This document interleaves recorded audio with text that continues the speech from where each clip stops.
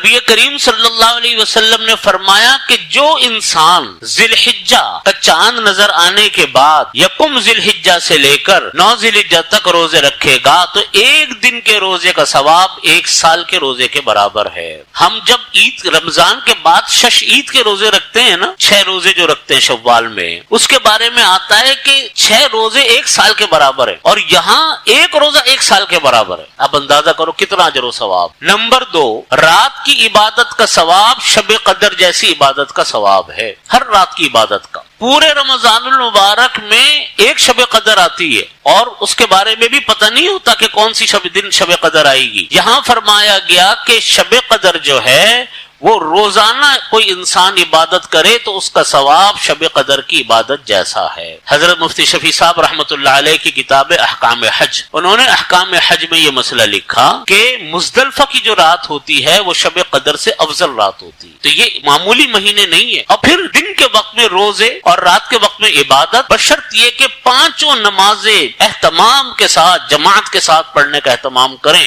جس طریقے سے ہم لوگ رمضان المبارک میں کرتے ہیں، گناہوں میں مبتلا نہ ہو، اور اللہ تعالیٰ کو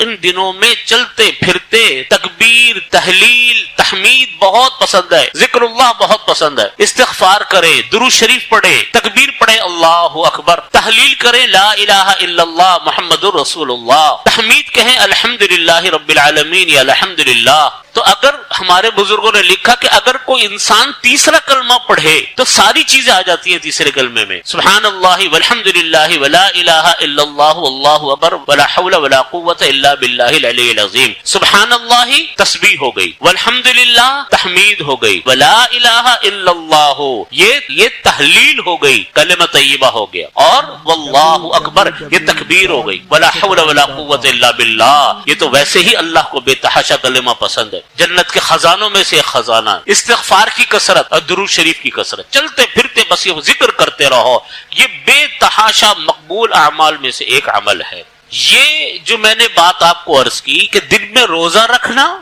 رات کو عبادت کرنا، یہ 8 ذی الحجہ تک کا ثواب ہے، ہر دن کے روزے کا ثواب 1 سال کے روزے کے برابر۔ تو ایک آدمی نے اگر 8 روزے رکھے، 8 سال کی عبادت کا ثواب اس کو ملا۔ اور 9 ذی الحجہ جس کو یوم عرفہ کہتے ہیں، یوم عرفہ سے مراد یہ نہیں جب وہاں حاجی کا حج کر رہے ہو، بلکہ یہاں مراد ہے 9 ذی الحجہ جو ہمارے پاکستان کی 9 ذی الحجہ بنے، اس کے بارے میں نبی کریم صلی اللہ علیہ وسلم نے فرمایا کہ صوم یوم عرفہ احتسب علی اللہ ان یکفر السنۃ التي قبلہ والسنۃ التي بعدہ، کہ میں گمان کرتا ہوں یوم عرفہ کے روزے کے بارے میں، 9 ذی الحجہ کے روزے کے بارے میں اللہ سے گمان کرتا ہوں کہ اللہ تعالیٰ اس کو 2 سال کے گناہوں کا کفارہ بنائیں گے، 1 سال ماضی کا، 1 سال آئندہ کا، ماضی بھی محفوظ، حال بھی محفوظ، مستقبل بھی محفوظ۔ صوم یوم عرفہ علی اللہ ان یکفر السنۃ التي قبلہ۔ اور ترغیب و ترہیب کی ایک روایت میں آتا ہے کہ نبی کریم صلی اللہ علیہ وسلم نے فرمایا کہ صوم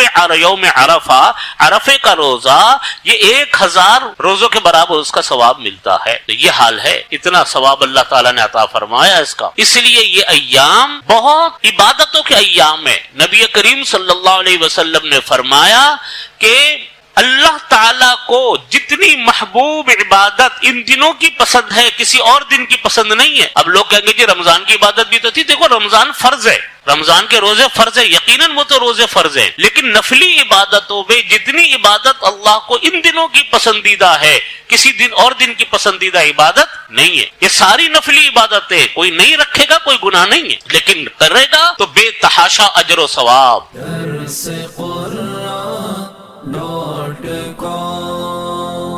www.darsequran.com